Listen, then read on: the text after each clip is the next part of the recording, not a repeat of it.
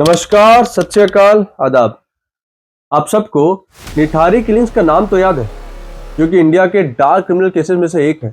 Recently supreme court ने सुरेंद्र कोहली को equity किया है, ये बहुत कम लोगों को पता है।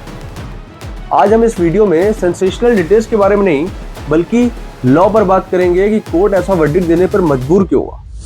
ये बात है सन 2005 से 2006 के बीच में, जहां नोएडा में निठारी नाम की जगह से काफी बच्चे और वुमेन्स की मिसिंग कंप्लेन आने लगी। बाद में ह्यूमन रिमेन्स जैसे कि कटे हुए हाथ, बॉडी स्केलेटन्स मिलने लगे bungalow number D5 businessman Pandher के घर के पास से, जहां पे उसका डोमेस्टिक हेल्पर सुरेंद्र कोहली काम करता था।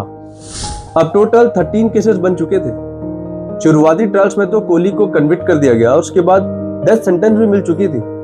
लेकिन जैसे तैसे करके बाकी केसेस तो चले, लेकिन धीरे धीरे उसे एक्विट कर दिया गया, क्योंकि एविडेंस ही अनरिलायबल निकले।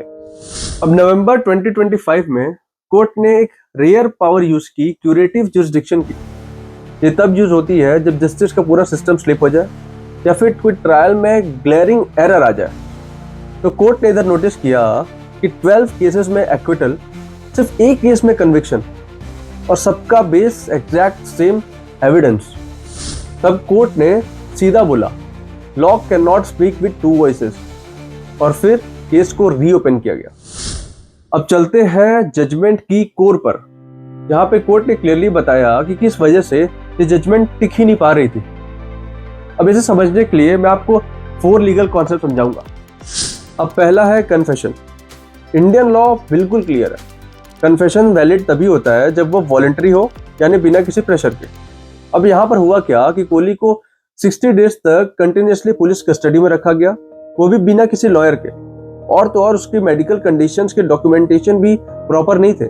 ऊपर से कन्फेशनल स्टेटमेंट में ट्यूटरिंग और क्वेश्चंस के साइन थे, तो ये लीगली टेस्ट फेल कर जाता है।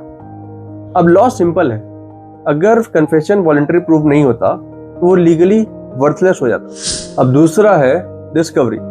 अगर एक्यूज कुछ ऐसी बात बताए जो सिर्फ उससे पता हो और पुलिस उस बात पे कुछ एविडेंस रिकवर कर ले, तो वो एडमिसिबल होता है। लेकिन इसका एक स्ट्रिक्ट रूल है कि एविडेंस नया होना चाहिए और पुलिस को इसके बारे में पहले से नहीं पता होना चाहिए। अब इस केस में प्रॉब्लम ये था कि ह्यूमन रिमेन्स तो पहले ही डिग आउट कर लिए गए थे पुलिस और लोकल्स के द्वारा, और तो और पुलिस के पेपर्स में कॉन्ट्राडिक्शन थे, और कोई क्लियर डिस्क्लोजर मेमो नहीं था, और कोई इंडिपेंडेंट विटनेस भी नहीं था जो कह सके कि ये सारी रिकवरीज कोहली के कहने पर ही हुई हैं। तो अब रिकवरी टेस्ट फेल हो जाती है। अब कोर्ट के पास ऑप्शन ही नहीं बचता है इन सबको डिस्प्रूव करने के अलावा। अब तीसरा है फॉरेंसिक गैप। ये बहुत ही क्रूशियल पॉइंट है। अब फॉरेंसिक टेस्ट में जो स्केलेटन मिले थे वो विक्टिम से मैच तो कर गए, तो इससे ये पता चलता है कि विक्टिम एग्जिस्ट तो करते हैं, बट इससे ये नहीं पता चला कि उसे मारा किसने है, क्योंकि बंगलो के बाथरूम या ड्रेनेज में से कोई भी ब्लड के सैंपल नहीं मिले, नाइफ से भी कोई भी ब्लड के ट्रेसेस नहीं मिले, और इवन घर के अंदर भी बॉडी कटिंग्स के कोई साइन नहीं थे।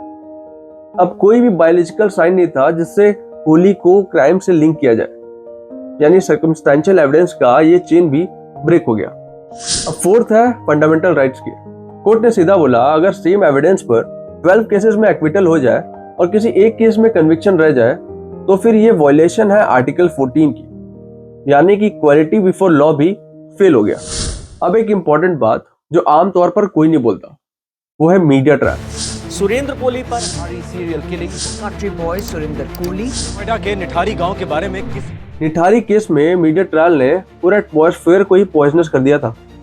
मतलब कि 24/7 अब एक ही नैरेटिव चल रहा था, और फिर इन्वेस्टिगेशन को हीरोइक बनाया जा रहा था, जिससे पब्लिक आउटरीच भी पीक पर थी, जिससे कहीं ना कहीं एक्चुअल ट्रायल प्रोसेस साइडलाइन हो गई थी।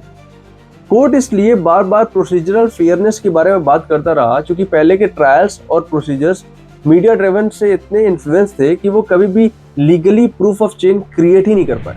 अब सुप्रीम कोर्ट ने कोहली को इसलिए एक्विट नहीं किया क्योंकि उन्हें उसके इनोसेंस पे भरोसा हो गया था, बल्कि इसलिए किया क्योंकि प्रोसिक्यूशन ही अपना काम सही तरीके से प्रूव ही नहीं कर पाई। अब आपको क्या लगता है, जो इतने सालों में नहीं हो पाया, क्या वो फ्रेश री इन्वेस्टिगेशन में हो पाएगा, या फिर ये केस अपने ही उलझे हुए सवालों में खत्म हो जाएगा? खुद विचार कीजिएगा।